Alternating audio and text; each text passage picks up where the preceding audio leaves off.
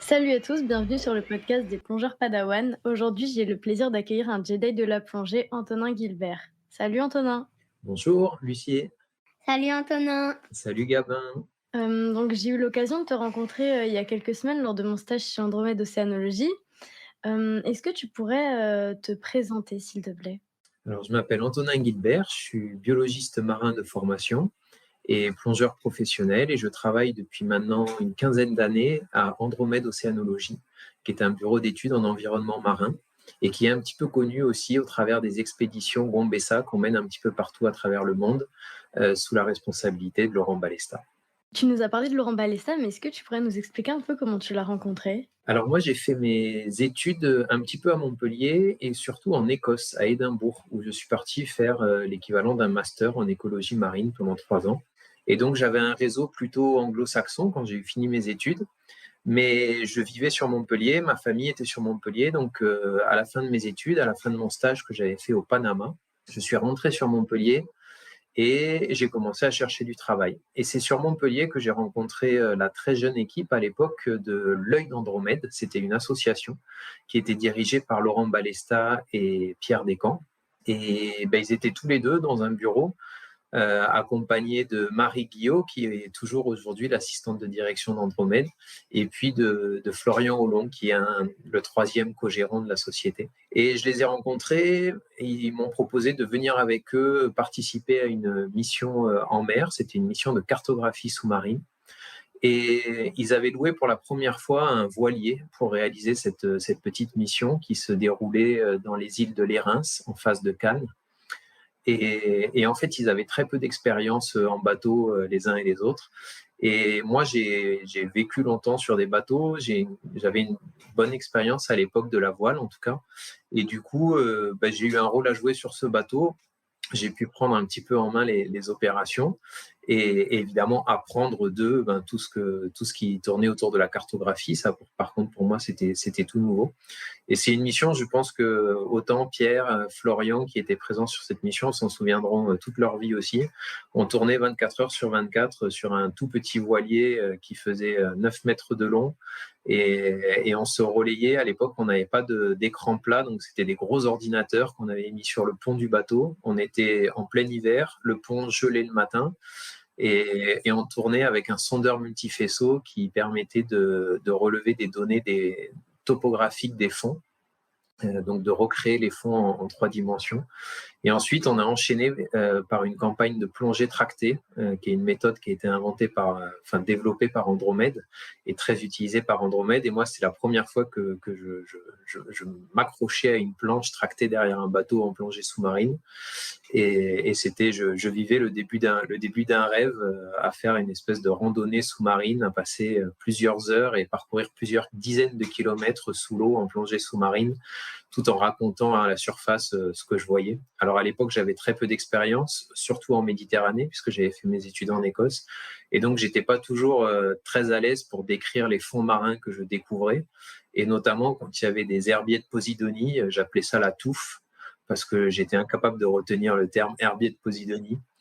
Tout comme les grandes nacres qu'on appelle Pinna nobilis, c'était la première fois que je les voyais, et donc je disais, il y a des grosses moules, il y a des grosses moules. Voilà, j'en étais à peu près à ce niveau-là quand j'ai commencé avec Andromède Océanologie. Et puis, humainement, en tout cas, on s'est très bien entendu. Et puis, la mission s'est prolongée. Et finalement, j'ai jamais arrêté de travailler pour eux. Donc ça, c'était en 2007. Et voilà, on est aujourd'hui en 2022. Et l'aventure continue avec aujourd'hui Andromède Océanologie. C'est mon rêve de scientifique et c'est mon rêve de gamin. Gamin, c'était Cousteau et c'était pouvoir partir en expédition sur la Calypso. Bon, là, la Calypso, c'est Fakarava. Et Cousteau, pour moi, c'est Laurent. C'est pas le bonnet rouge, mais c'est la combinaison rouge. C'est quasiment pareil. T'as fait quelles expéditions Gombessa? Est-ce que tu les as toutes faites? Alors, les expéditions Gombessa, j'étais à Andromède dès la première expédition Gombessa, qui était sur le Sélacanthe, en Afrique du Sud, mais j'y ai pas participé. À l'époque, j'étais pas plongeur profond. ni plongeur recycleur d'ailleurs. J'étais jeune plongeur, niveau 3, plongeur professionnel, mais je plongeais pas avec le recycleur, etc. Donc c'était indispensable pour la première mission Gombessa, que de pouvoir plonger profond.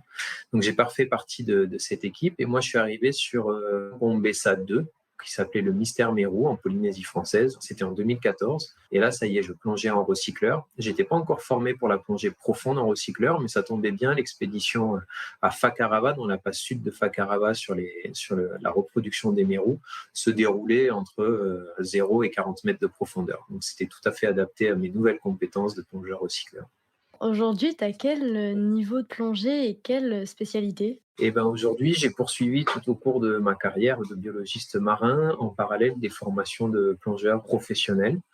J'ai poursuivi les formations en recycleur. Donc aujourd'hui, je suis formé au Trimix, c'est-à-dire Trimix hypoxique, c'est-à-dire que on peut utiliser un mélange d'hélium et d'azote qui permet de descendre profond. Puis en parallèle, j'ai poursuivi aussi les formations de plongeur professionnel, et donc là, je suis classe 3B saturation. Ce qui veut dire que je peux plonger jusqu'à, je crois, 100 mètres de profondeur et plonger à saturation. Mais c'est un peu du no limite, en fait. Aujourd'hui, on peut plonger dans la limite de ce que nos recycleurs nous permettent.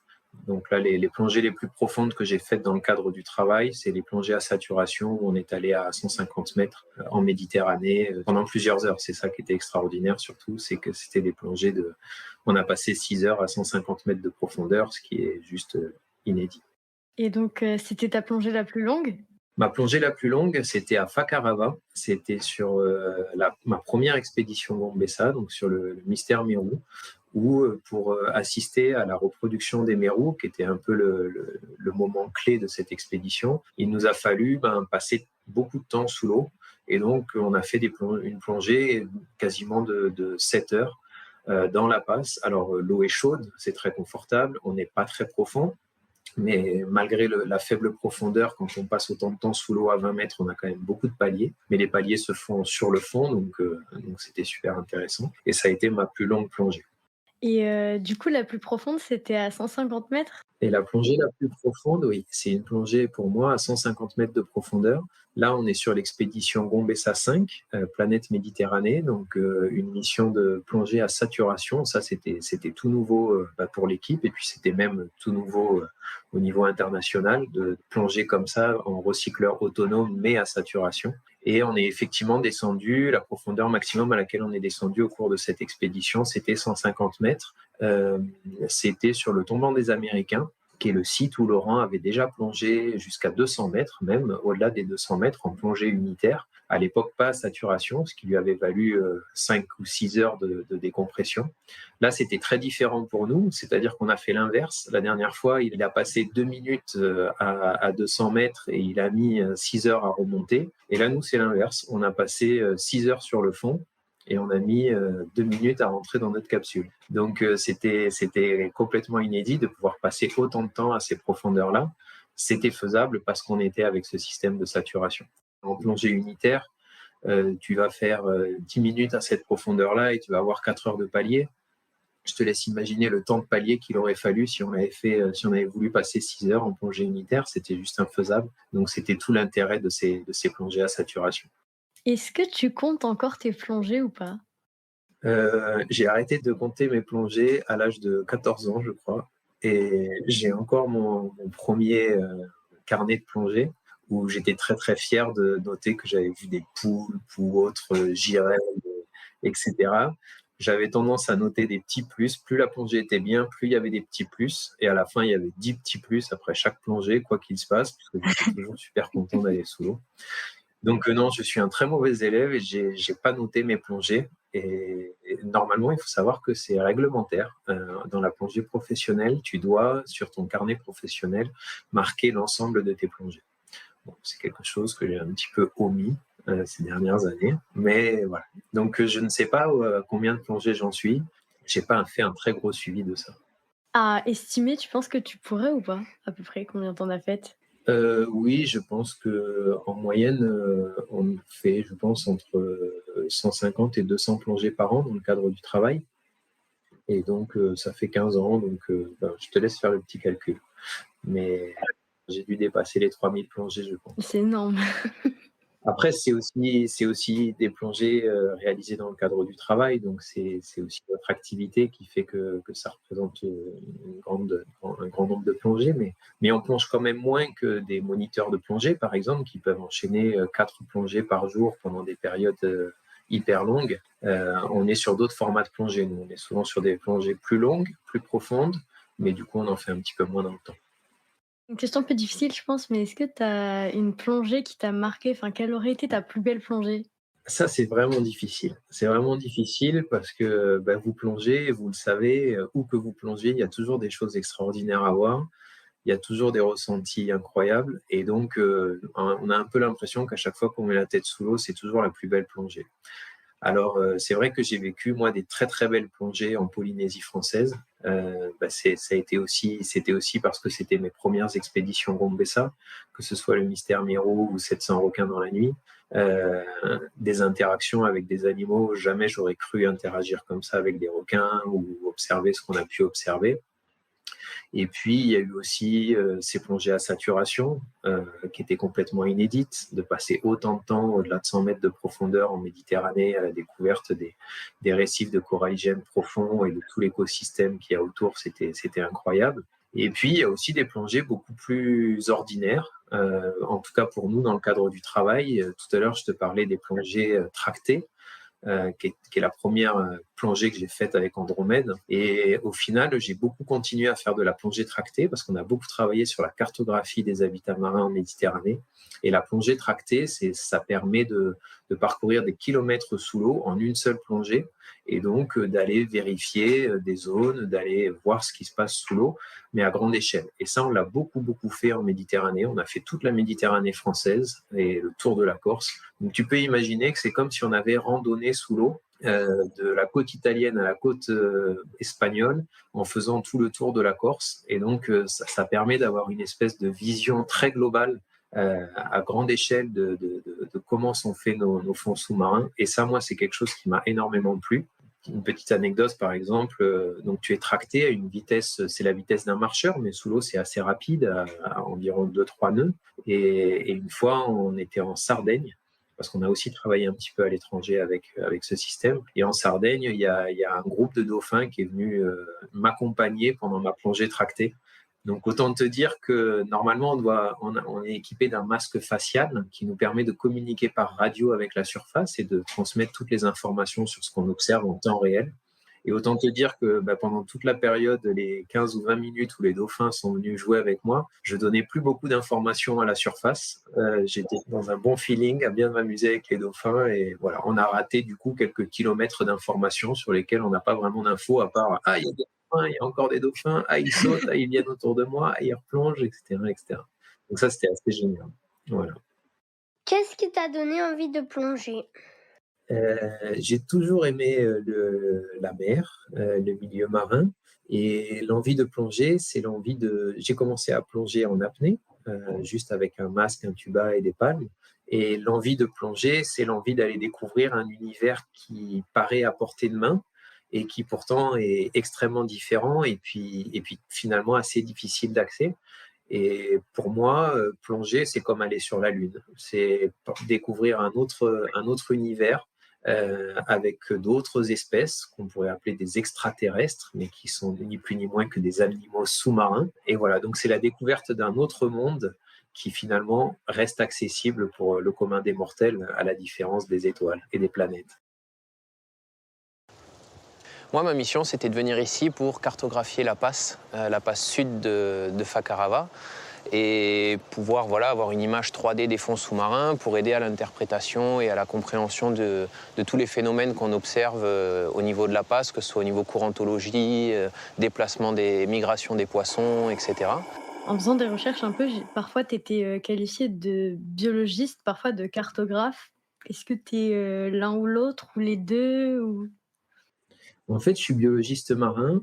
C'est vrai que pendant longtemps, j'ai travaillé à faire de la cartographie pour Andromède. Disons qu'une des principales activités quand la société Andromède Océanologie s'est créée, c'était effectivement de travailler sur la cartographie des habitats marins. C'est un outil de base pour la gestion des habitats marins. C'est-à-dire comment peut-on envisager de protéger quelque chose quand on ne sait pas ce qu'il y a. Finalement, quand on a un espace marin, vu de la surface, c'est une grande étendue d'eau. Et le principe de la cartographie, c'est en gros d'extraire cette eau pour montrer ce qu'on a sur le fond et les différents habitats marins. Et donc ça, c'était vraiment la base de la gestion. Et dans les années 2000, entre 2010 et 2020, on a beaucoup travaillé à cartographier l'ensemble des habitats marins de Méditerranée française entre 0 et 100 mètres de profondeur. Donc ça a été un très gros travail. Donc effectivement, pendant un temps, j'ai eu la casquette de cartographe.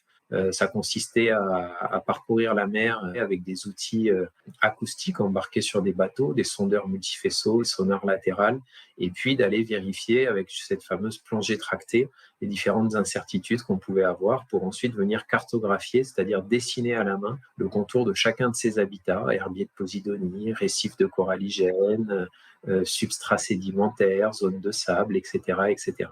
Et aujourd'hui, je crois que c'est en 2018, on a rendu la première cartographie continue du littoral méditerranéen français, qui sert aujourd'hui, notamment dans l'application DONIA, par exemple, à guider les plaisanciers pour mouiller en dehors des espèces protégées, que sont les herbiers de Posidonie, par exemple, etc.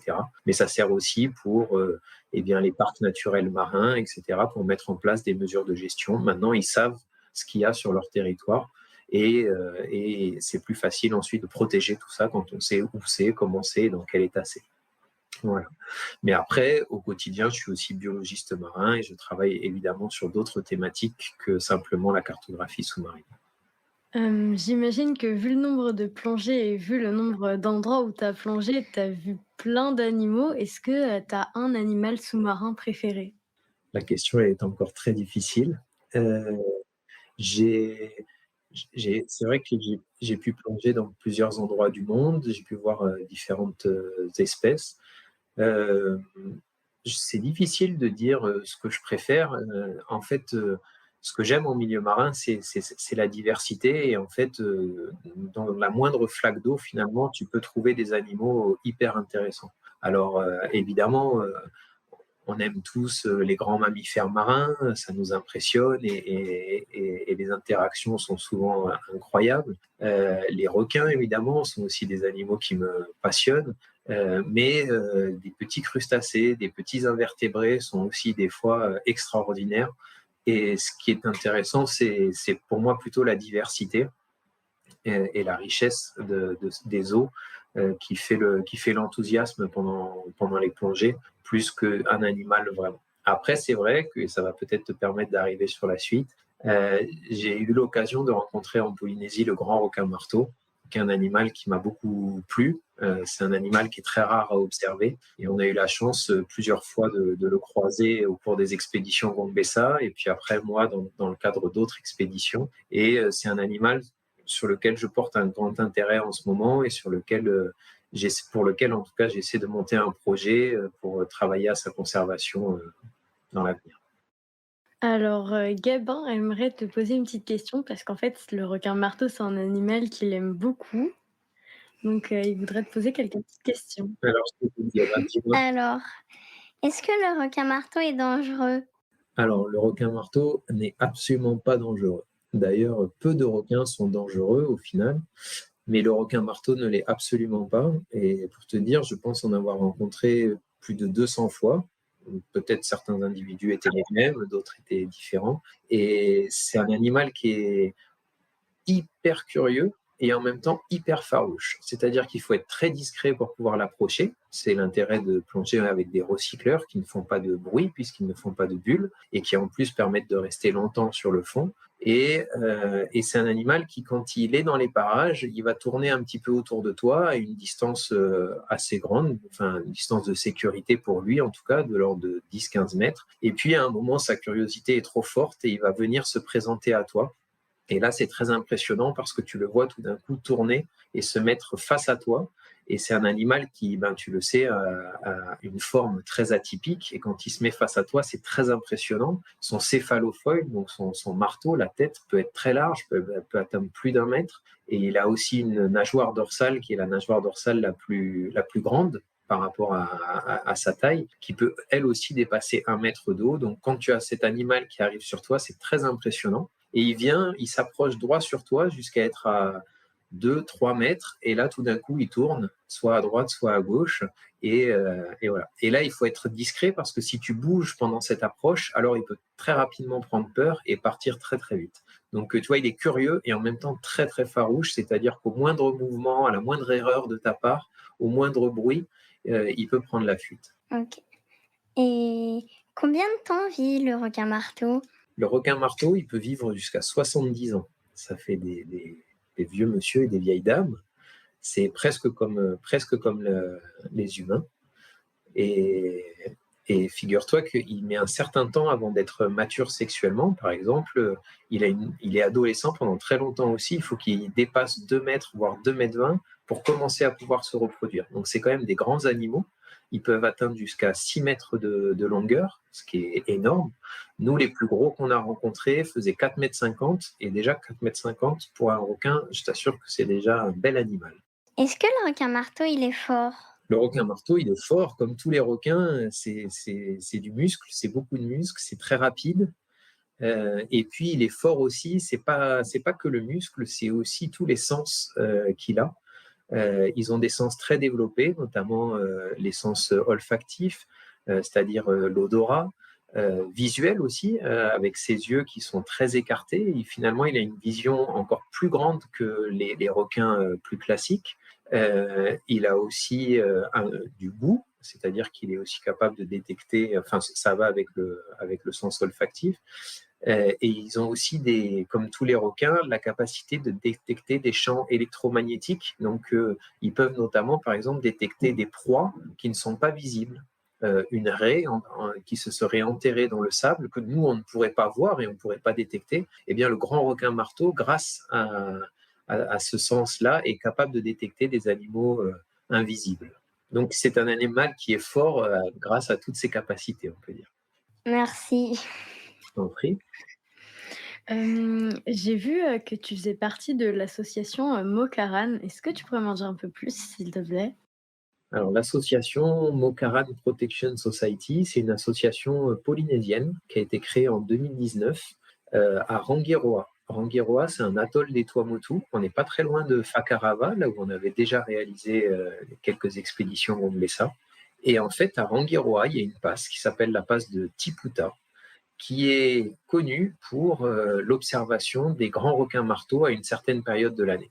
Et en fait, il y a un moniteur de plongée, enfin plusieurs moniteurs de plongée, se sont rendus compte qu'effectivement, pendant une période de l'année, souvent ce qu'on appelle l'été austral, c'est-à-dire l'hiver pour nous, entre décembre et mars, ils observaient pas mal de grands requins marteaux sur un endroit assez spécifique de cette passe qu'on appelle le plateau à marteaux.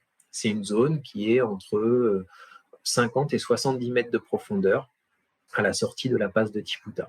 Et finalement, ils en croisaient souvent, les plongeurs le savaient, il y a des plongeurs qui viennent du monde entier pour aller observer le grand requin marteau à cette période-là, mais aucun scientifique ne s'était vraiment penché sur le sujet.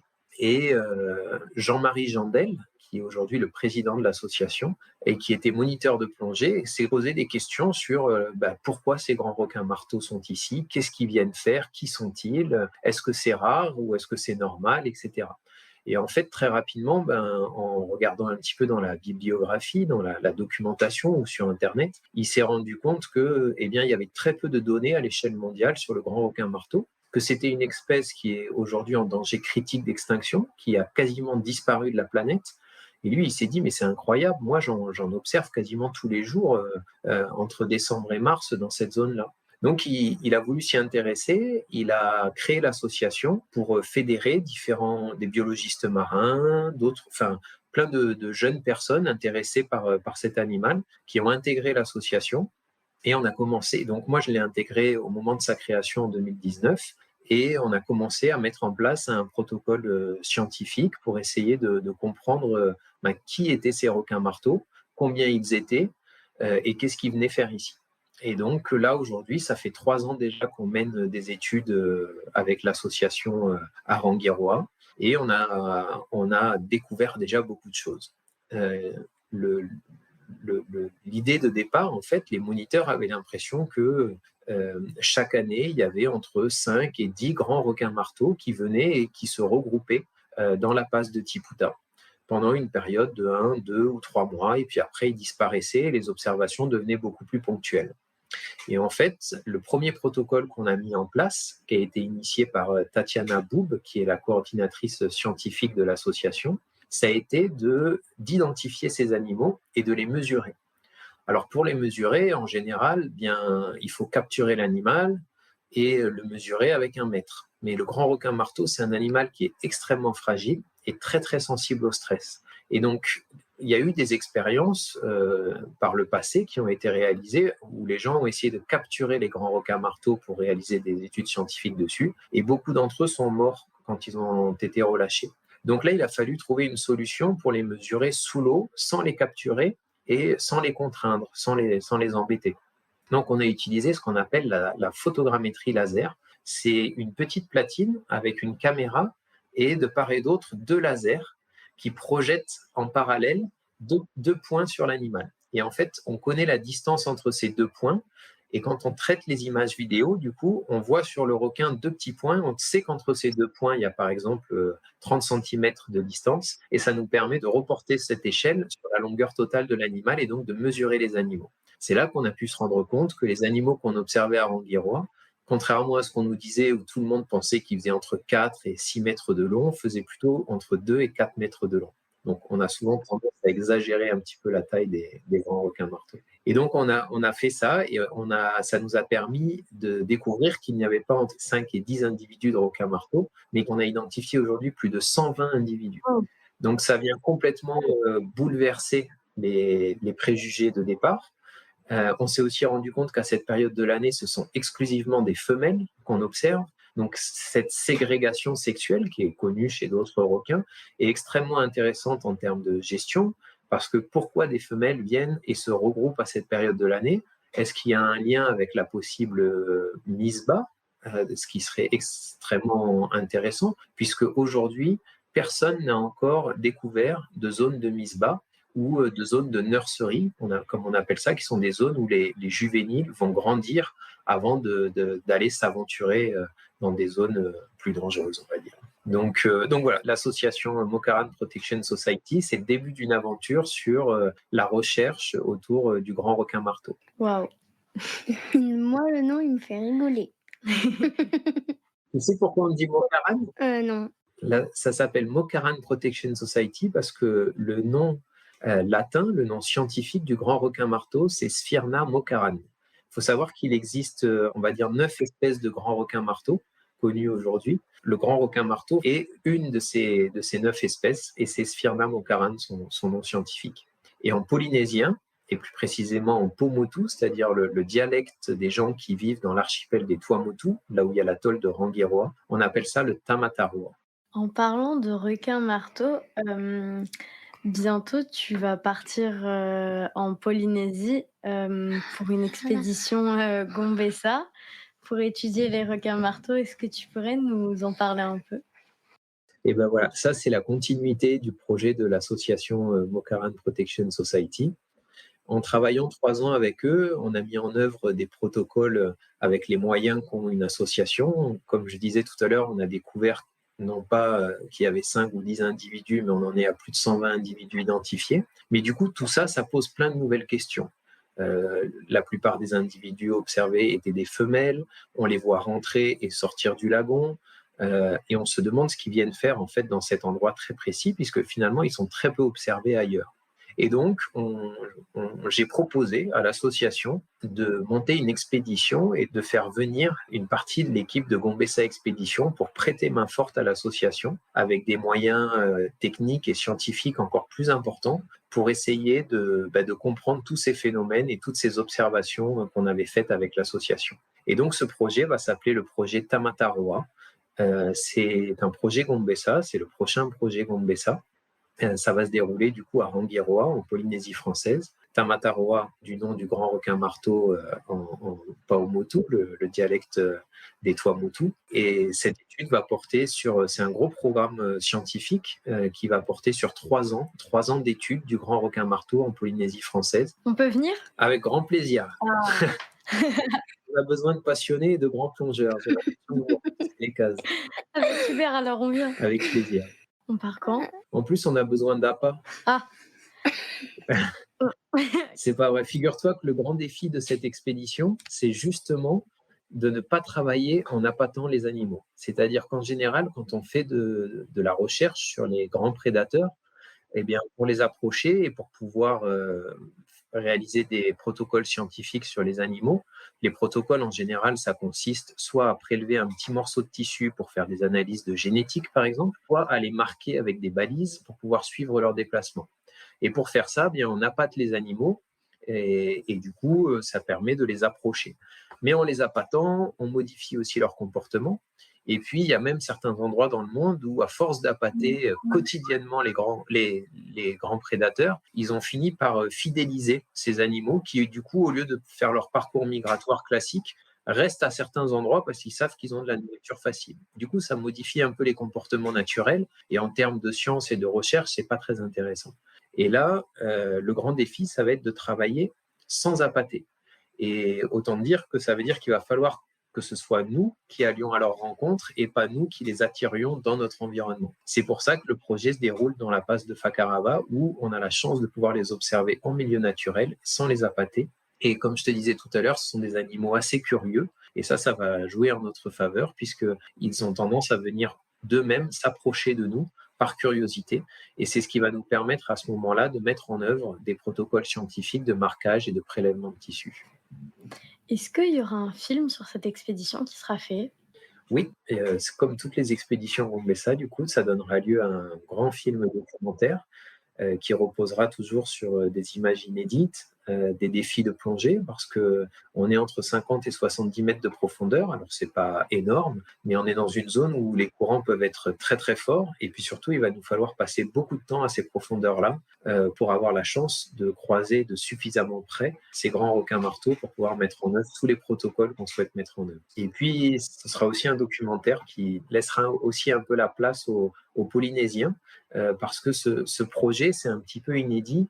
Il s'appuie aussi beaucoup sur ce qu'on appelle la science participative. C'est-à-dire que tout seul, nous, on n'arrivera pas à récolter toutes les données dont on a besoin sur le grand requin marteau pour comprendre ses déplacements, son écologie, etc. Et donc, on s'appuie déjà, et on va continuer à s'appuyer sur les usagers du milieu marin de Polynésie, par exemple les pêcheurs, les chasseurs sous-marins, qui croisent des grands requins marteaux tous les jours et qui, du coup, nous font remonter toutes ces informations d'observation. Et nous, ça nous permet d'affiner toutes les données sur l'écologie des grands requins marteaux. Donc, on travaille étroitement avec les Polynésiens sur ce projet. Et ça, c'est un petit peu nouveau dans les expéditions Rumbessa, de travailler avec de la science participative, c'est-à-dire en faisant partager un public qui n'est pas forcément scientifique, mais qui finalement possède beaucoup de connaissances sur l'animal. Donc là, on parlait du film. Donc, il y a, je crois, c'est Yannick qui filme. Mais à côté, il y a aussi Laurent qui fait des photos. Donc, on a vu qu'il avait un bon paquet d'appareils photo Ouais, qui pèse assez lourd. un bon paquet de kilos. Ouais. Et donc, il a des personnes qui l'aident à les porter. Est-ce que tu fais partie de ces personnes? Alors sous l'eau, effectivement, pendant les expéditions, tout le monde a un rôle très important. On est tous un petit peu couteau suisse, c'est-à-dire qu'on ne remplit pas une seule fonction, comme on ne peut pas être des centaines sur ces expéditions. Il faut que chacun soit un petit peu multitâche. Donc, tu parlais de Yannick, par exemple. Yannick, son principal rôle, c'est cadreur sous-marin, ça veut dire caméraman sous-marin. C'est lui qui est le cadreur sous-marin de toutes les expéditions Rumbessa. C'est un peu un cadreur de l'extrême. Il est capable d'aller plonger à 120 mètres, filmer le sélacanthe. Il est capable de plonger de nuit au milieu des 700 requins et d'aller se glisser dans les boules de requins pour filmer au plus près les scènes de prédation. Et là, on compte sur lui, sur ce documentaire-là aussi, sur le grand requin marteau, et pour être capable de s'approcher au plus près des grands requins marteaux pour filmer leur comportement, leurs interactions, etc. Chaque cadreur sous-marin a besoin d'un éclairagiste parce que sous l'eau, vous savez que le secret d'une belle image, c'est souvent la lumière. Et lorsqu'on plonge profond, la lumière, il n'y en a pas beaucoup. Et donc, souvent, on la rajoute de manière artificielle.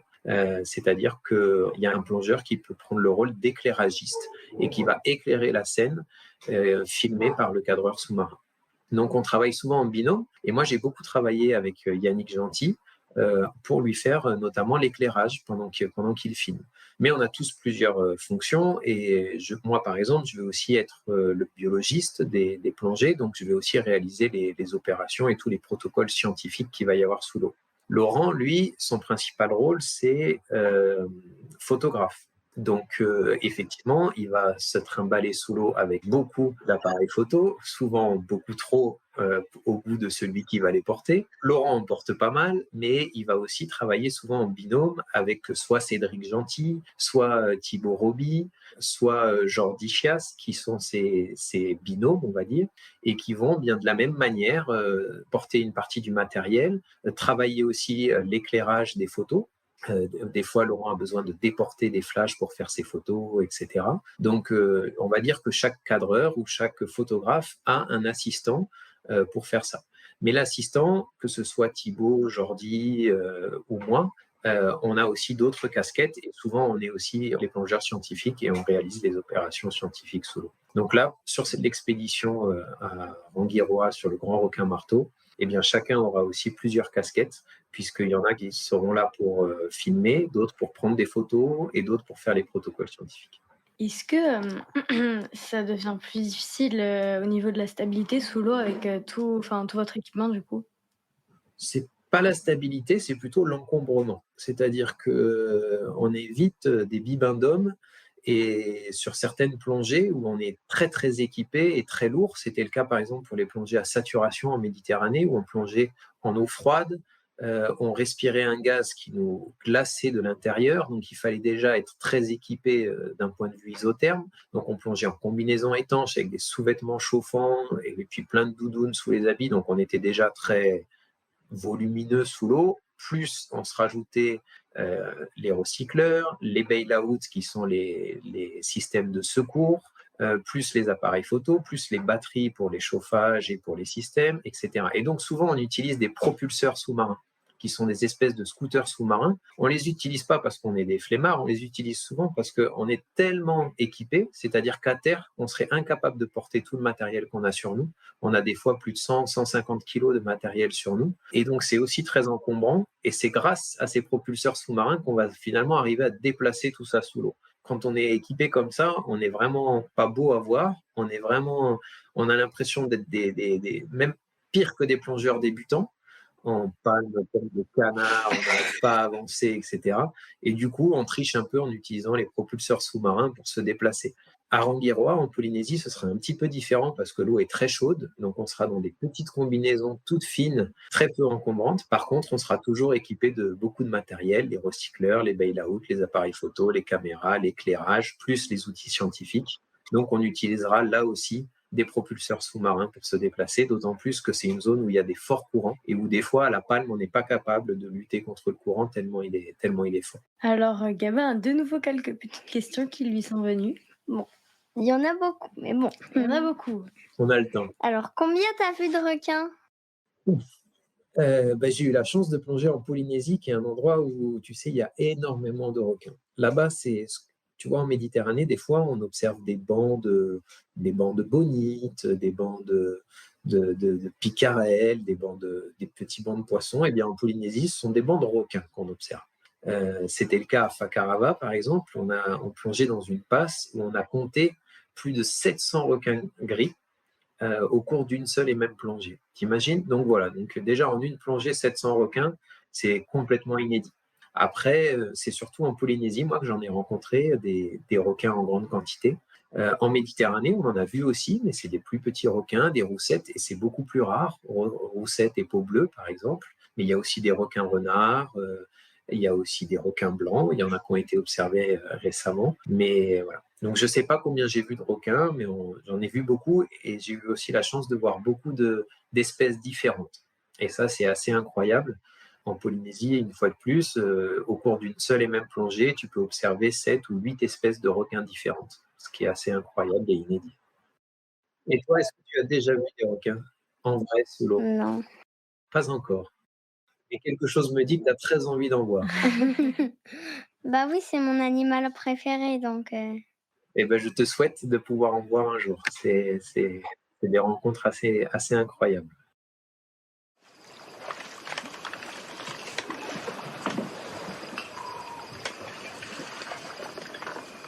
Et le gros requin?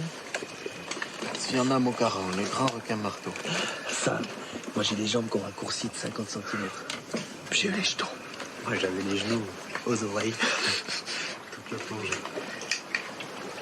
J'étais content, mais je suis content de pouvoir te le raconter maintenant, tu vois.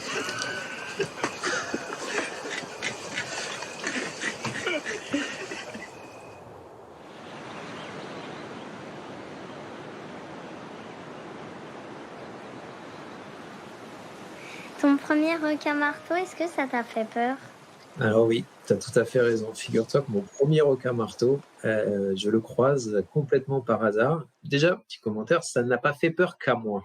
Nous étions plusieurs et c'était à Fakarava, dans la passe sud. On était sur l'expédition Mister Meru. Donc pour moi, c'était la première fois que je plongeais en Polynésie. C'était la première fois que je plongeais au milieu d'autant de requins, qui étaient principalement des requins gris.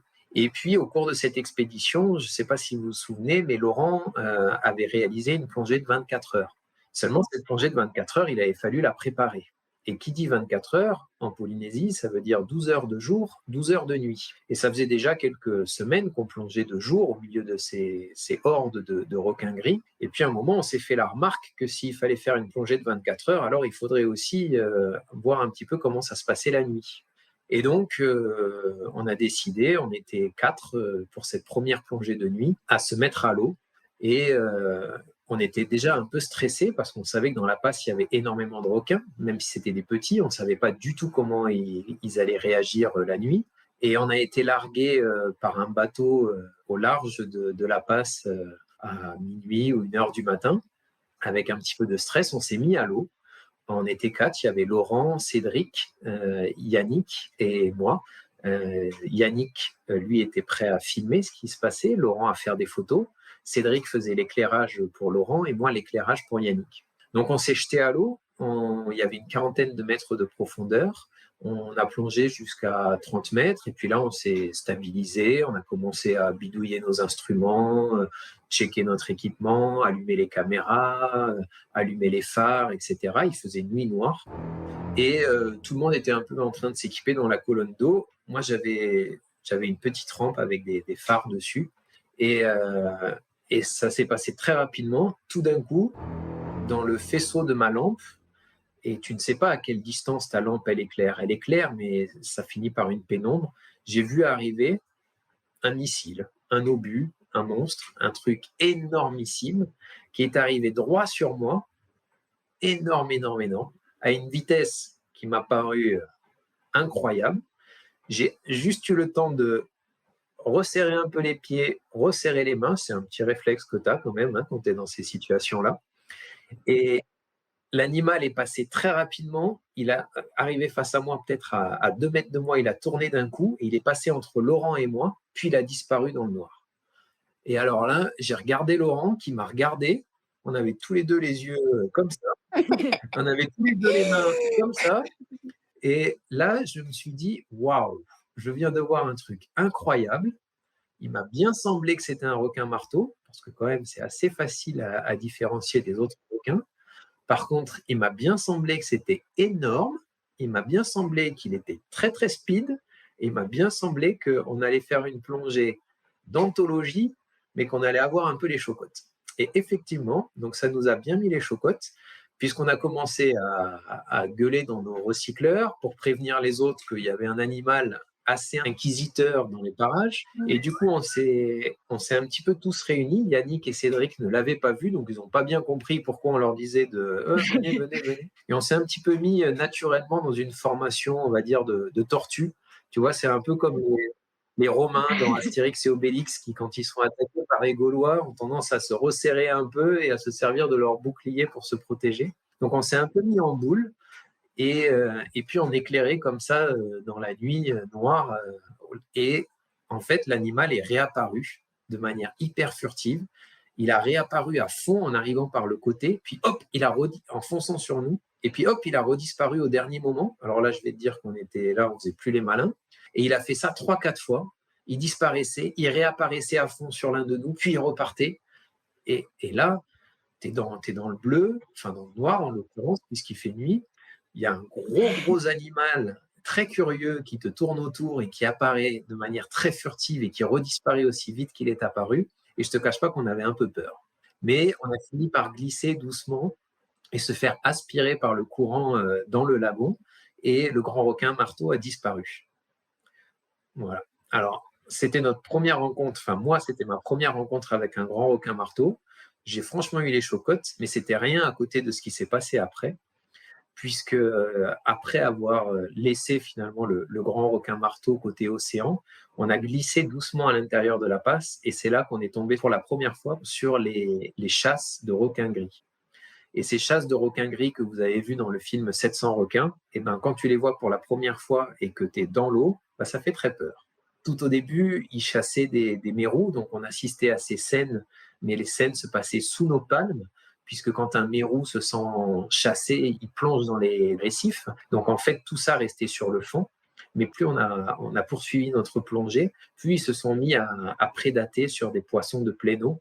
Et là, on s'est retrouvé pour la première fois dans les boules de chasse de requins. On s'est retrouvé bousculé par les requins. Et là, on a eu franchement les chocottes.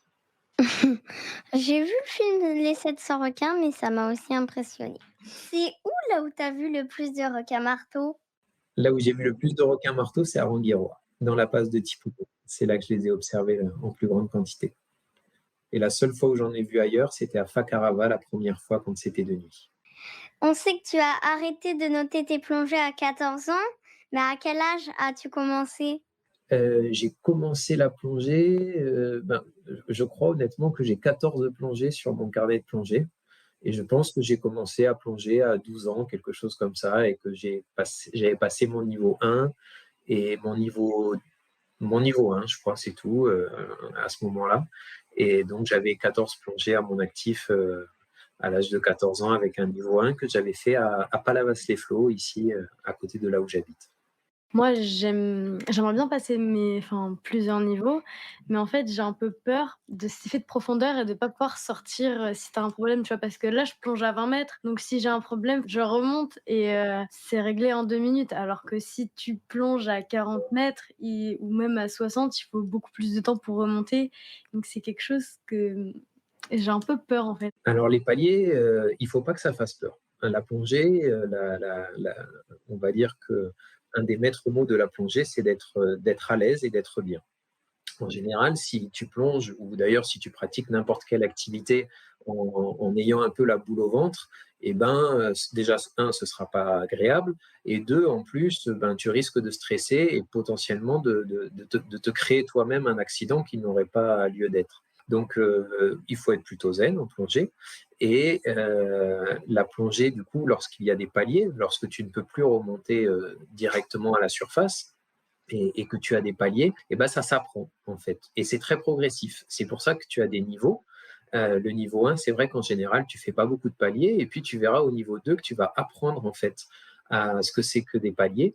Et ça va permettre d'appréhender la question de manière très progressive. Au début, tu vas faire des plongées avec simplement 3 minutes de palier, comme tu fais déjà peut-être quand tu es en niveau 1. C'est des paliers qui sont dits pas obligatoires, mais que tu fais par sécurité. Et à partir du moment où tu commences à être à l'aise avec 3 minutes de palier, ensuite tu seras à l'aise avec 10, puis 15, puis 1 heure, puis 2 heures, puis peut-être un jour 4 heures, comme ça peut arriver sur des plongées très profondes. Donc c'est vrai que ça peut être, et tu as raison de le lever, ça peut être une source d'angoisse, et ça l'est souvent pour les plongeurs. Ça peut ne pas l'être en permanence, mais ça nous est tous arrivé des fois de stresser et de se dire « Ouh là, j'ai 4h30 de palier, ça me stresse, j'ai pas envie de passer autant de temps en palier, je suis un peu stressé. » Et dans ces cas-là, c'est des moments qui sont pas faciles à passer. Il faut rester calme parce qu'en fait, c'est jamais que faire une plongée de 3-4 heures dans 6 mètres d'eau. Finalement, ça peut être très agréable, tu vois. Mais effectivement, d'avoir cette notion de plafond que tu ne peux pas dépasser sous peine d'avoir potentiellement un accident de décompression, et ça peut être angoissant. Mais finalement, tu vas l'apprendre de manière très progressive. Et même nous, avant de nous engager sur des plongées profondes et très saturantes, on fait des plongées, on y va par palier.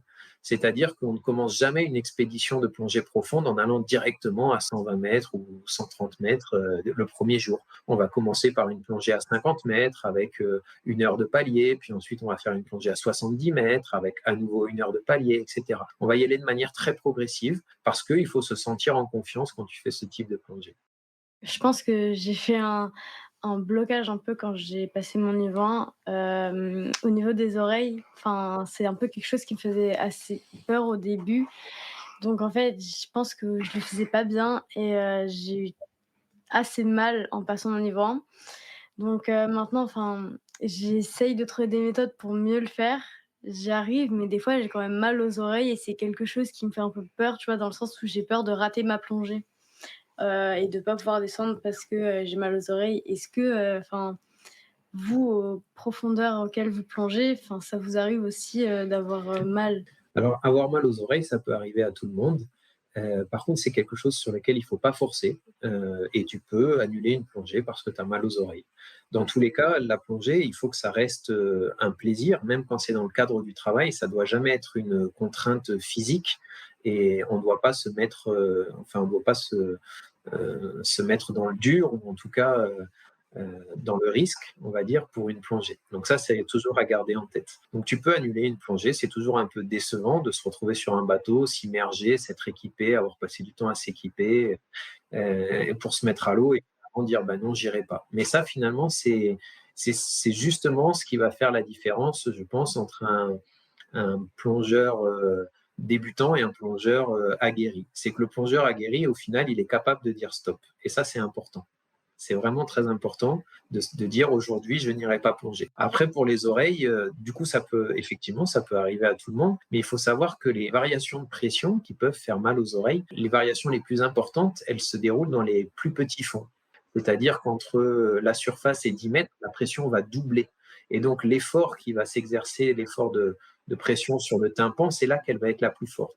Et finalement, quand tu plonges très profond, le problème, il n'est pas vraiment au niveau des oreilles. Parce qu'à partir du moment où tu as passé 5 ou 10 mètres de profondeur, alors tu arriveras à plonger jusqu'à 150 mètres sans aucun souci. C'est vraiment dans les premiers mètres de profondeur que le passage des oreilles peut être un petit peu douloureux. Mais si tu arrives à descendre à 10-15 mètres, alors après, il n'y a plus aucun souci pour aller plus profond. Ah, dans 3 heures. 3 heures après l'immersion de Laurent, vient ma première mission, entre guillemets, d'assistance auprès de Laurent, qui consiste à 18h, m'immerger et lui faire un changement de recycleur. Finalement, on sort tout le matos, sort de l'eau, et puis arrivé à bord, le changement de gaz, la reconfiguration du recycleur et tout, c'est une opération qui a été menée par Jean-Marc, mais qui dure quand même 20-30 minutes.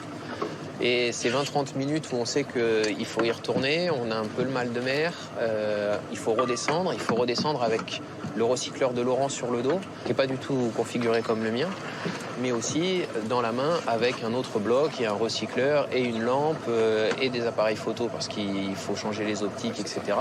Il faut redescendre sans se noyer avec le recycleur de Laurent. Et c'est vrai qu'il y a eu un moment où je me suis dit, est-ce qu'on n'est pas en train de faire une connerie ? T'as déjà eu un problème d'air? Panne d'air. Panne d'air? J'ai déjà eu une panne d'air, oui. Oui. J'ai déjà eu une panne d'air, justement, je reviens sur la plongée tractée, ce système où le plongeur est accroché à une espèce de planche qui a la forme d'une raie manta et qui est tractée derrière un bateau et qui évolue quelques mètres au-dessus du fond. Eh bien, mon octopus, qui est le détendeur de secours, finalement, avec la vitesse, s'est mis à fuser dans mon dos et je ne m'en suis pas rendu compte puisque j'étais tracté. Et moi, je respirais sur mon détendeur principal, mais très rapidement, un détendeur qui fuse, tu perds tout ton gaz. Et j'étais à une trentaine de mètres de profondeur quand ça m'est arrivé. Mais tu sens toujours, lorsque tu tombes en panne de gaz, tu sens dans ton détendeur que ça devient de plus en plus difficile à respirer. Et donc, je me suis très vite douté que j'avais un problème de gaz. J'ai consulté mon petit manomètre. J'ai vu qu'effectivement, l'aiguille s'approchait dangereusement du zéro. Et donc, je me suis largué de la planche et j'ai pris une dernière inspiration. J'ai soufflé. Ça, c'est très important. Il faut savoir que si tu remontes à la surface, on va dire sans respirer sur ton détendeur, alors il faut faire une remontée, ce qu'on appelle expiratoire, où il te faut souffler pendant toute la remontée. C'est assez naturel finalement de le faire.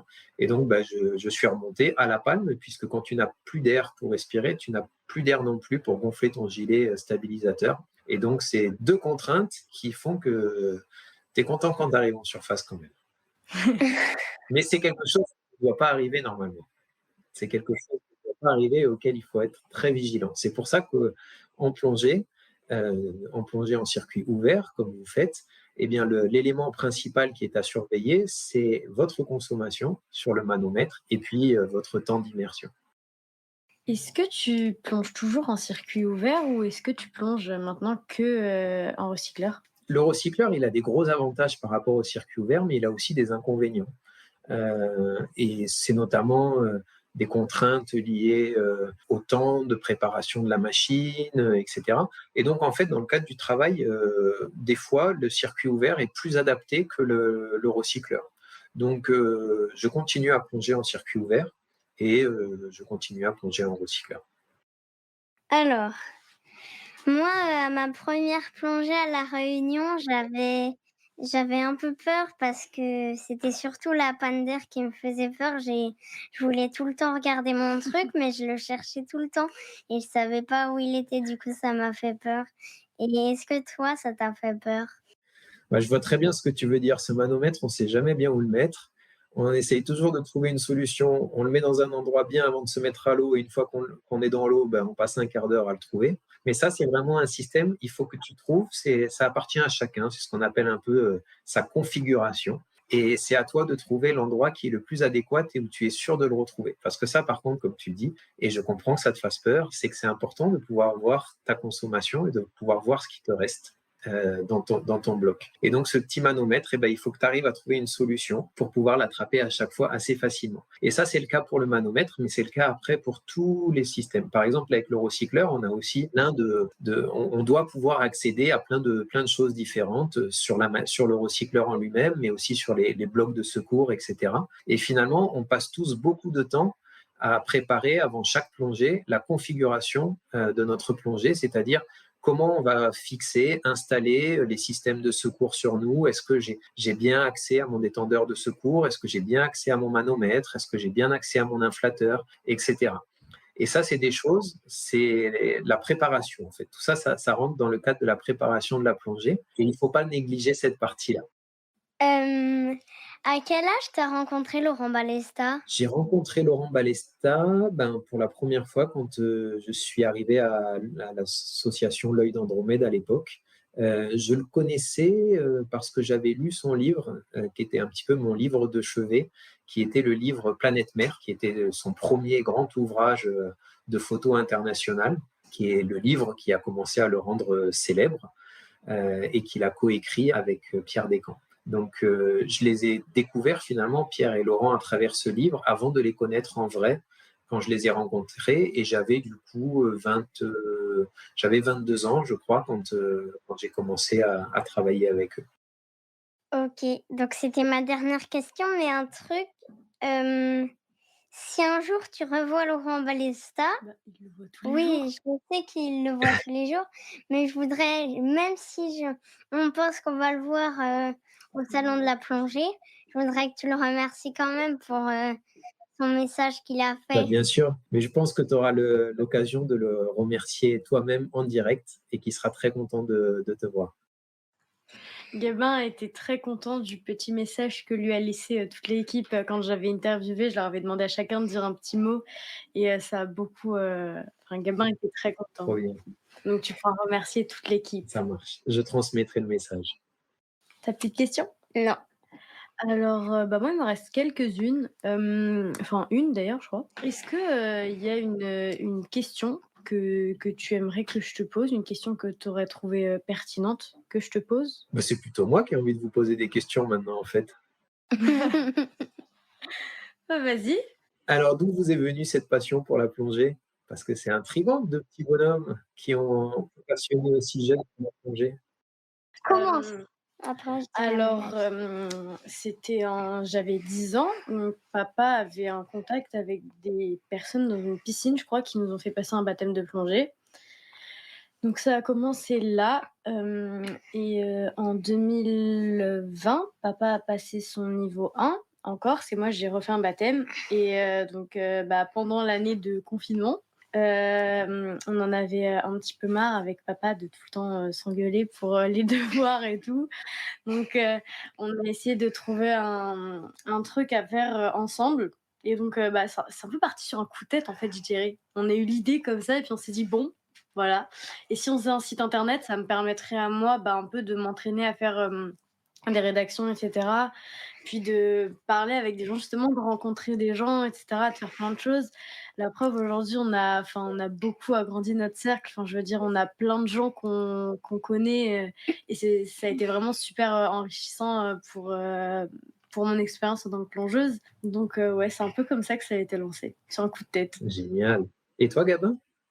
Bah, papa, un jour, il a eu l'idée qu'on fasse un site de plongée et du coup, ils ont commencé à mettre les reportages de Laurent Balesta et tout À ça, la télé. de Cousteau à la télé. Et à un moment, je me suis dit que j'essayerais de plonger et on est allé à La Réunion. Et du coup, ça m'a plu. Du coup, voilà, j'avais envie de refaire. Du coup, j'essaye de refaire. Trop bien.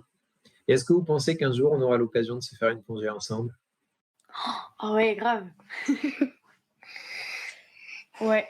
Eh ben, je vous invite à revenir quand vous voulez à Carnot et on ira se faire une plongée ensemble, Ah la bah, prochaine fois dans le coin. avec plaisir, hein. Ça marche? Ouais. Et on essaiera de motiver Laurent aussi, si ça vous va. Eh beh, là Ouais, mais pas trop profond, hein. Non, non, mais c'est toi qui guides, hein. Nous, on te suit, c'est toi qui nous montreras. le guide. Ah ouais, mais ce serait super. Ouais. Déjà, c'est bien si on plonge avec toi. Alors, Ouais, voilà. On essaiera de faire un ça coup serait double. un On honneur. essaiera de motiver le père Balesta. Ça Carrément, marche? carrément, C'est carrément. super. Eh beh, merci beaucoup, Antonin, de nous avoir, consacré du temps. Ben, vous savez, je suis super admiratif de votre initiative, de ce site internet, de ce que vous faites.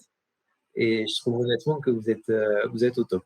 Et on sent qu'il y a une grande passion, une grande motivation. Et du coup, je me suis un petit peu intéressé. Enfin, j'ai consulté votre site, j'ai regardé un petit peu tout ce que vous aviez fait. Et je trouve ça super. Alors, continuez et continuez à avoir la passion parce que c'est ça qui est le plus important. C'est la passion qui anime et c'est ça qui va vous mener loin dans la plongée ou autre chose d'ailleurs. Mais c'est le plus important, c'est de rester passionné. Ça marche. Merci beaucoup. Ouais, merci. Allez, je vous embrasse. À bientôt. À À bientôt. bientôt.